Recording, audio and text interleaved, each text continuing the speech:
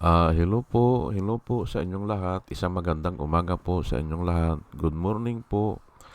Ngayon po ay 24 ng Pebrero 2026 anyo at ang oras po ngayon dito sa Los Angeles, California ay alas 6:27 ng umaga. Araw po ngayon ng Martes. At nais ko po mag-vlog mga kababayan, mga minamahal,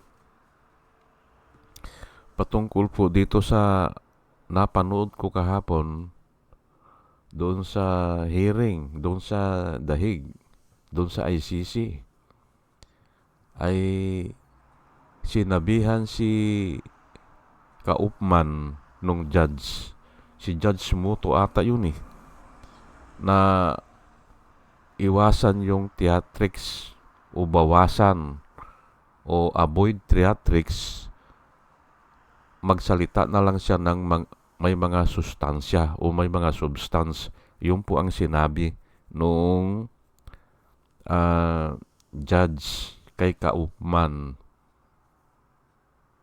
Sinabihan niya na ay iwasan mo na yung theatrics o drama,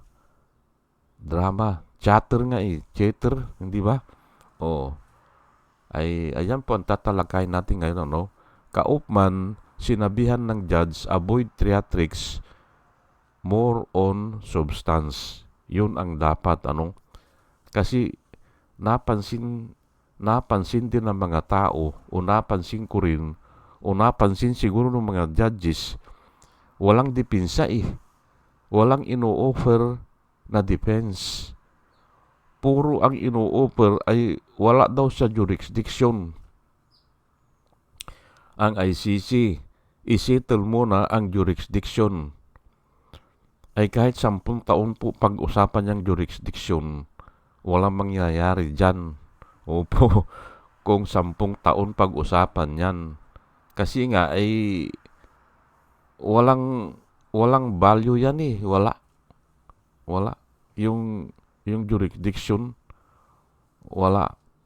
Pero kung susundin po natin ang batas ng Diyos, at ito, matagal ko pong pinag-aralan ito,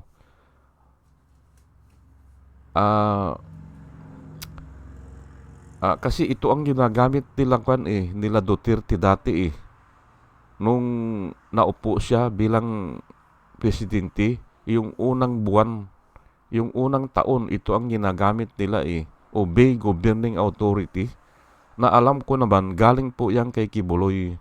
Opo, kaya pinag-aralan kong maigi yan. Pero alam ko na dati yan. Kaya nga lang ay kumuha ako ng pangontra. Kinontra ko yan, mas lumalim yung pagkaintindi ko dyan sa obey governing authority na nakasulat po sa Biblia. Opo. Ngayon, pati yung anak o yung mga anak o yung mga naandyan sa Pilipinas, ay yun din ang nilalakad nila Wala daw jurisdiction ang ICC. Yun po ang nilalakad nila, na hindi ko alam kung nagtatanga-tangahan na lang o ang masasabi ko dyan, wala sila talagang defense na i-offer. Kung tatanungin sila ng harap-harapan yan, Mr. Duterte, what is your defense? Ito ang mga kaso mo, ito ang mga deklarasyon laban sa iyo. Ano ang depensa mo? Kung tatanungin kung halimbawa man natatanungin siya ng judge o ng mga judges, 3 yung judges ata Kung tatanungin siya, Mr. Duterte, these are the complaints. What is your defense? Wala Walang mai-offer talaga Hanggang ngayon si Kaupman po, walang mai-offer Kasi nga, mahirap baliin yung mga sinambit ni Duterte. Mahirap yun kasi nga naka-record yan in the media, at nakarecord na sa YouTube at na-translate na rin. Na-translate na. Oh. Ay parang ganun lang yan kay Kwan eh. Kay Arrogante Marcolita. Opo. Sa kanyang pagka-arrogante, binabawi na niya ngayon yung sinabi niya, nagbibiro lang daw siya na i-give up na ang Kalayaang Group of Island. Pero in fairness naman kay Arrogante Marcolita ay parang patanong yung kanya eh. Parang patanong. Pero hindi pa biro. Hindi pa biro. Hindi pwedeng uubrang na pabiro yung ganun. Kasi nga'y property po yan eh. Kung ikaw ay may private property o may property ka na may nag-claim, ay mahirap biruin po eh kung sasabihin mo dun sa tao na bakit hindi mo na i-give up yan? Mahirap po yun. Baka tagain ka lang ng tao, hindi ba? Kung bibiruin mo ng ganun. Hindi po pwede ang pabiro doon. Masinsinang usapan po yun, formal, at ang sinabi niya doon sa Navy, doon sa kapitan ng Navy,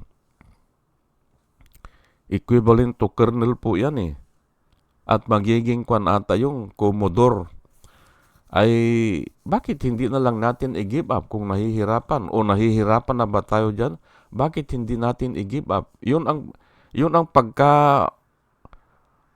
pagkaintindi ko. Parang may halong patanong.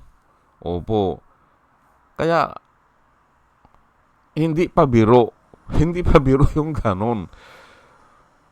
Property po yan eh. Kahit na anong property na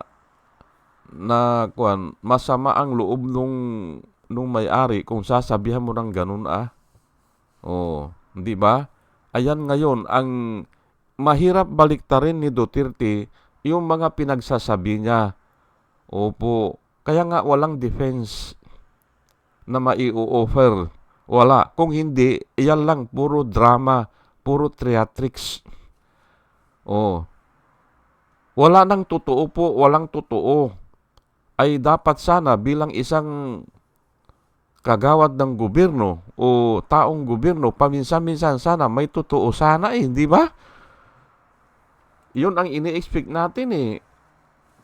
Dapat kahit isa lang may totoo. Wala eh.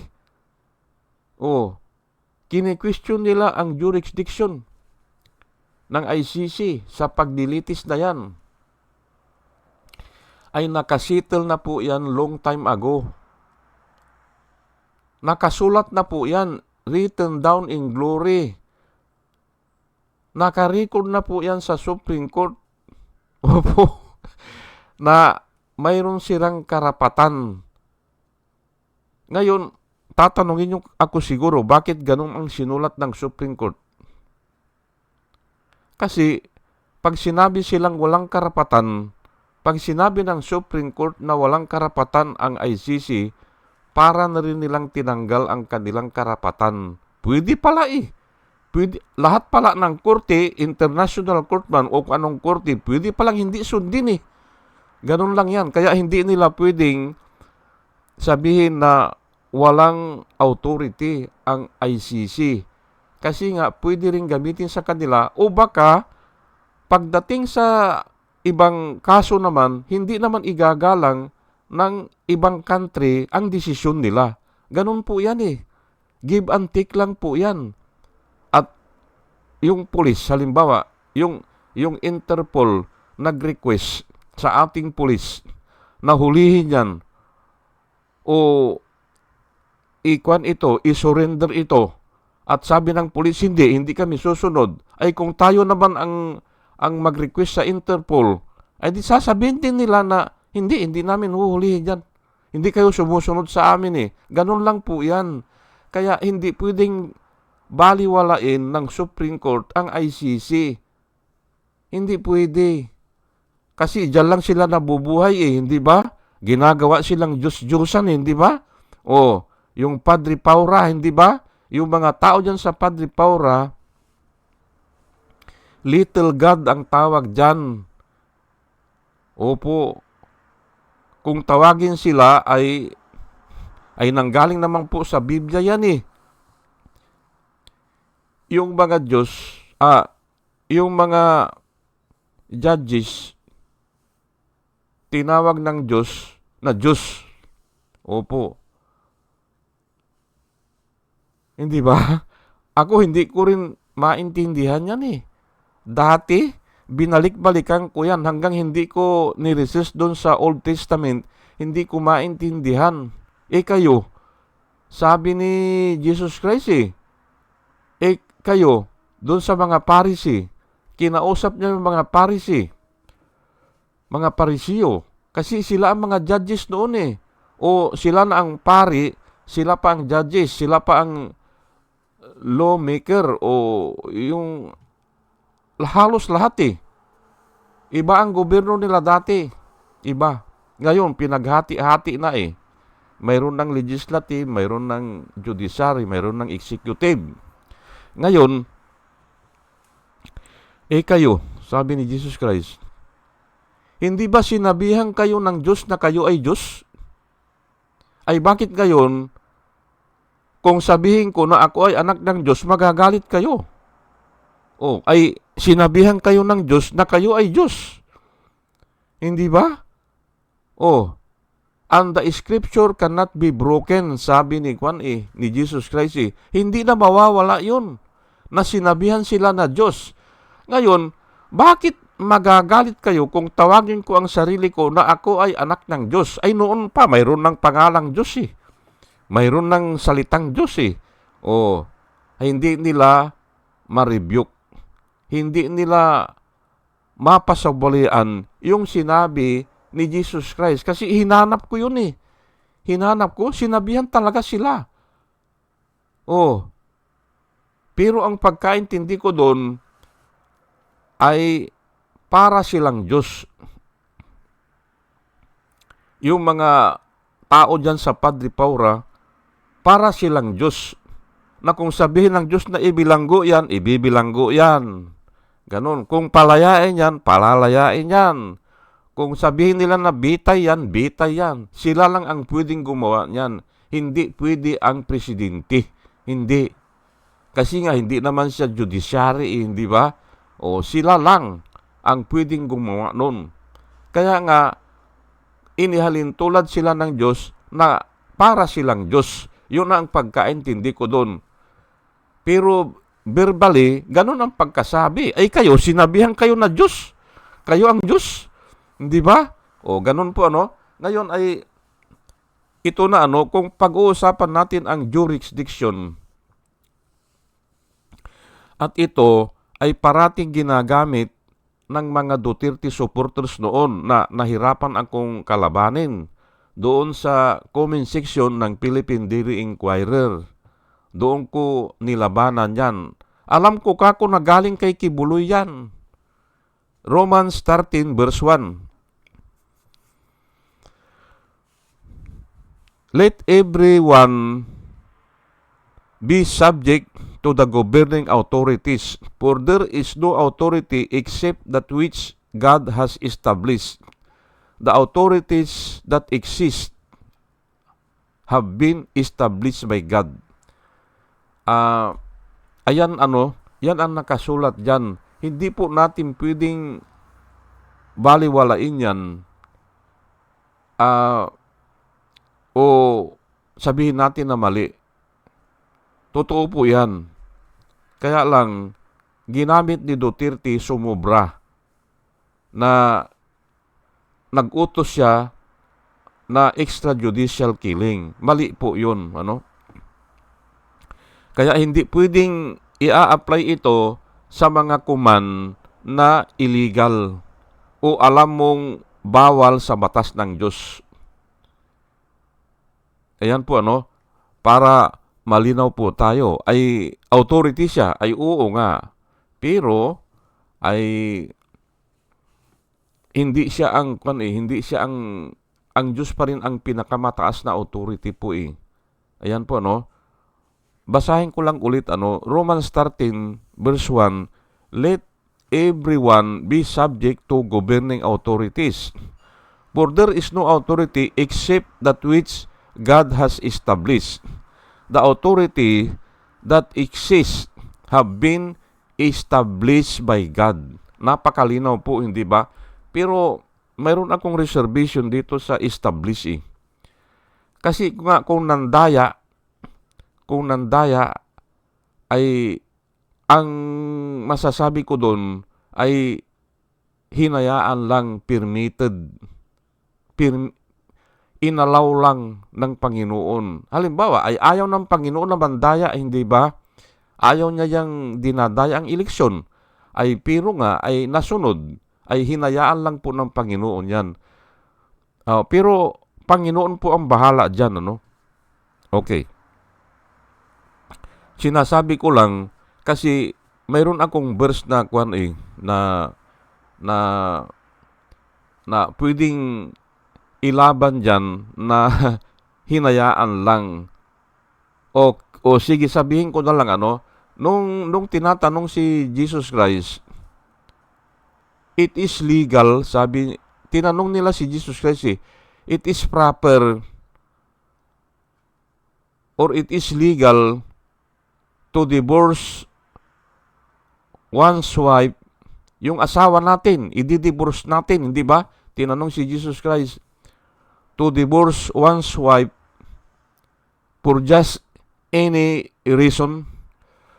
Yung po ang tinanong sa kanya Or sa ibang version, no reason at all.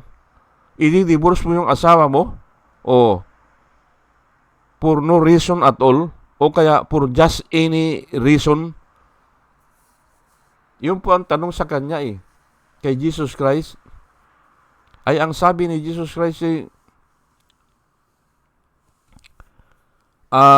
hindi, sabi niya hindi ganun. Hindi ganun ang plano ng Panginoon. Wala yang divorce na yan. Yun ang ibig sabihin ni Jesus Christ. Wala yan. Ay tinanong ulit siya, then why, sabing ganun then why Moses commanded us to issue a certificate of divorce and send her away. Ayan po hindi ba? Tinatanong si Jesus Christ, then why Moses commanded us to give her a certificate of divorce and send her away. Palalayasin na. Bigyan lang ng certificate of divorce. Ay ano ang sabi ni Jesus Christ? Moses permitted you. Tingnan nyo po kung papaanong ang corrupt ang communication, hindi ba? Ang sinabi nila ay commanded. Actually, hindi naman commanded Ang totoong salita ay permitted you. At yun ang sinabi ni Jesus Christ. Moses permitted you to divorce your wife or give her a certificate of divorce and send her away because of the hardness of your heart. Ayan po matigas ang ulo Kaya hinayaan na lang. Matigas ang ulo. At yan nga ang nangyayari sa atin. Matitigas ang ulo ng mga kandidato. Nandadaya po Hindi ba? Nandadaya sila Pero inaalaw po ng Panginoon o permitted lang. Pero pagbabayaran din. Yan po ang sinasabi ko dito. Ngayon ay ituloy-tuloy na natin yung established by God. Ang kuwang ko dyan, permitted lang ng God yan. Permitted by God. There is no authority that exists now that is not permitted by God. Lahat po yan. Kaya nga sasabihin ko na ngayon, pati ang ICC, may permission po yan sa Diyos. Kaya hindi mo pwedeng sabihin na questioning ko ang jurisdiction yan. Hindi pwede. Pumayag ang buong bansa, ay nag-usap-usap ang mga bansa, ay naitatag yan. Hindi ba? God permitted it to do so. Ayan. Kaya hindi mo pwedeng labanan yan. Ngayon ito, nagluluko-lukuhan na lang sila eh. Kasi nga wala silang masabi. Puro nga ang tawag dyan ay theatrics, drama. Hindi ba? Iiyak ganyan, magmumura, kukuha ng mga abogado, at saka, ang masama dyan, ang alam ko mga machine na eh, ang nagkwan eh, yung sumasagot dyan, yung mga, hindi lang fake account yan eh, hindi lang fake account, mga machine na po ang sumasagot dyan. Opo, kaya it appears, hindi ba? Gusto nilang palabasin, marami sila, milyon sila. Ay bakit kung magrally sila, 500 lang sila? Hindi ba? Hindi nila napupuno ang EDSA. Ay kung milyon talaga yan, dapat magpakita sila. Wala talaga. Kaya nga ako, naniniwala ako, mga machine yan. At malamang yung mga machine na yan, galing pa ng China. O kaya, dyan, bumabayad lang sila ng ng mga vlogger. Ay, pero ang vlogger, limitado eh. Mag-pick account man siya, ay po eh. Siyempre, iaayos niya yun eh. Ay, ang machine, automatic. Algorithm lang. At tingnan nyo po, yung mga sagot, wala eh. Walang kwenta. Kaya hindi na nga ako sumasagot eh. Sabi ng anak ko sa akin, tatay, huwag ka nang sasagot yan. Mga machine lang yan. Sabing ganun. Napupuyat ka, baka magkasakit ka. Sabi ng anak ko sa akin. Napansin ko nga, oo nga. Mga machine. At yan nga ang trabaho nila Duterte. Kasi walang tao eh. Walang tao sa EDSA. Nag-meeting sila sa Liwasang Bonifacio. Wala eh. Iilan lang sila. Gusto nilang sumama doon sa Lunita, sa Iglesia ni Cristo, itinaboy sila eh. Hindi ba? Itinaboy sila ng mga Iglesia ni Cristo eh. Kasi nga ay gusto nilang kunin yung karamihan ng tao na sila na yon, hindi ba? Milyon na sila. Ayan po eh. Ay simple kung may bayad ang Iglesia ni Cristo, ayaw naman bakit sisirain nyo yung meeting nila, hindi ba? Ayan po eh. John 19, verse 11, Jesus answered, "You could have no authority over me if it is not given to you from above. Therefore, the one who handed me over to you is guilty of greater sin." Yan po ang sagot ni Jesus Christ doon kay Pilato. Kasi tinatanong siya ni Pilato eh.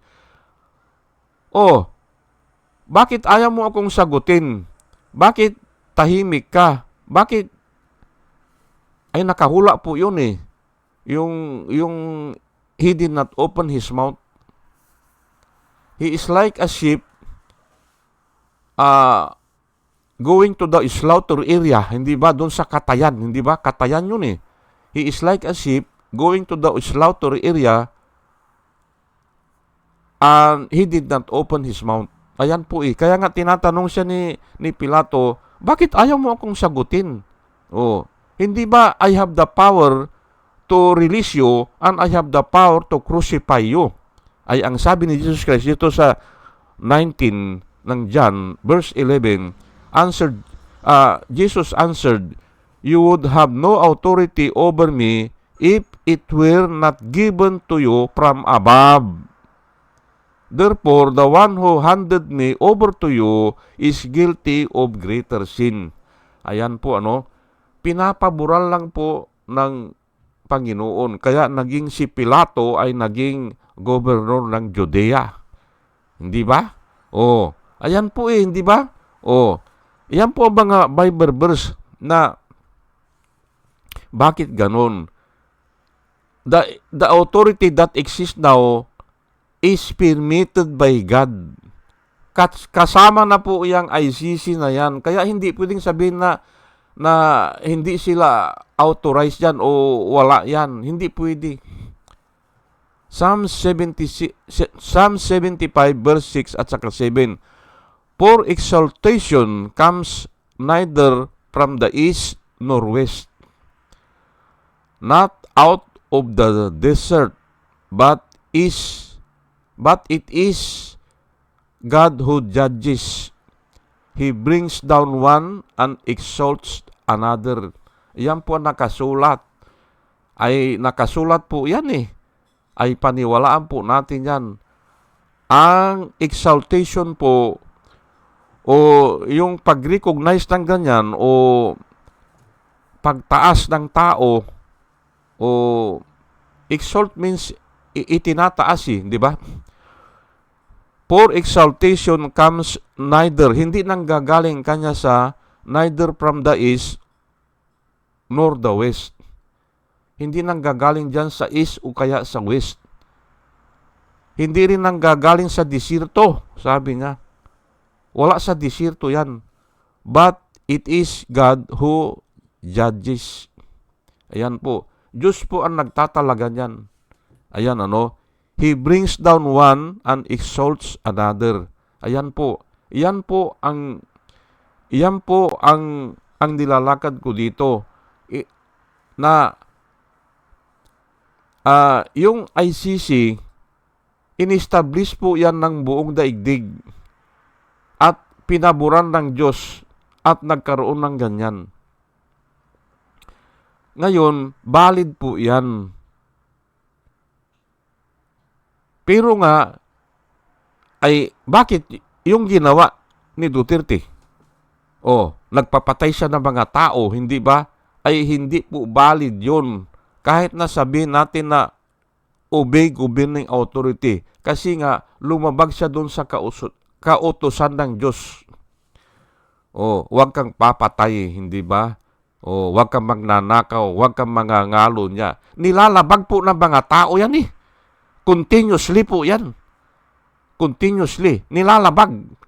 Opo. Ay kaya nga ito si Joel Villanueva, hindi ba? Nangangaral yan eh. Pero ang sinasabi ko dito, nilalabag po ng mga tao yan. Nai-involve nga yan sa beauty queen ng Bulacan, hindi ba? Paano yan? Kaya nga, nilalabanan ko po yung mga ngayon eh.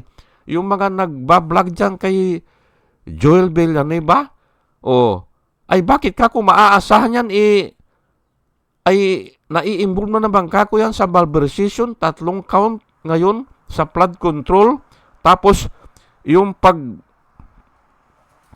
pagbasura nila o pag-dismiss nila ng kaso doon kay Napolis scam, involved din yan eh.